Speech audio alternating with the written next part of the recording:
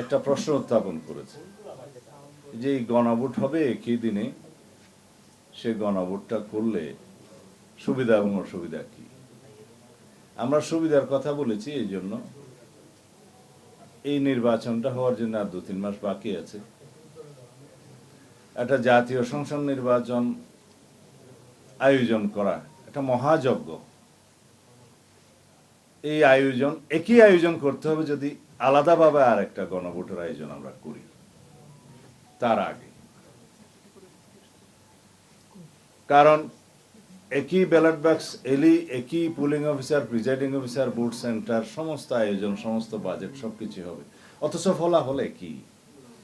নির্বাচনের দিনে যে গণভোটের রায়টা আসবে সেই ফলাফল যেমন একই বাইন্ডিং হবে পার্লামেন্টের উপরে, আর আগে হলো একই বাইন্ডিং।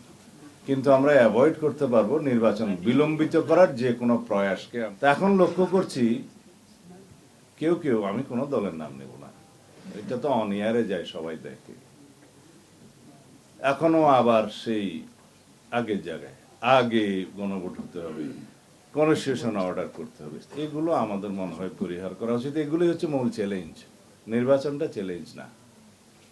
যারা নির্বাচন বিলম্বিত করতে চায় বিভিন্ন কায়দা কানুনের মধ্য দিয়ে, সেটাই হচ্ছে চ্যালেঞ্জ। গণভোট করা যাবে না এমন কোনো বিধান নাই। সুতরাং সরকার অধ্যাদেশ জারি করে অথবা আরপিওতে সংশোধনী এনে একটা গণভোট পরিচালনা করার জন্য নির্বাচন কমিশনকে ক্ষমতা প্রদান করতে পারে, এবং নির্বাচন কমিশন সেই গণভোটটা করতে পারবে একই দিনে, জাতীয় সংসদ নির্বাচনের দিনে। এখানে ফলাফলে কি আগে হলো একটা সুবিধা আছে যে একই আয়োজন, একই অর্থ ব্যয় এবং একই লজিস্টিক, একবার ভোট সেন্টারে যাওয়া, তাতে এই সুবিধা পাওয়া যাবে। এখনই তো আমরা 3টা ব্যালটে ভোট দিতে অভ্যস্ত। স্থানীয় সরকার নির্বাচনে চেয়ারম্যানের জন্য একটা, মহিলা মেম্বারের জন্য একটা, পুরুষ মেম্বারের জন্য একটা দিচ্ছি না। যদিও সেই নির্বাচনগুলো ফ্লড হয়েছে, বাট দিচ্ছি তো। উপজেলা নির্বাচনে উপজেলা চেয়ারম্যানের জন্য একটা, মহিলা ভাইস চেয়ারম্যানের জন্য একটা, পুরুষ ভাইস চেয়ারম্যানের জন্য আমরা দিচ্ছি তো। সিটি কর্পোরেশন মেয়রও এরকম 2-3টা ব্যালট থাকে। তো সুতরাং আমাদের জনগণ অভ্যস্ত।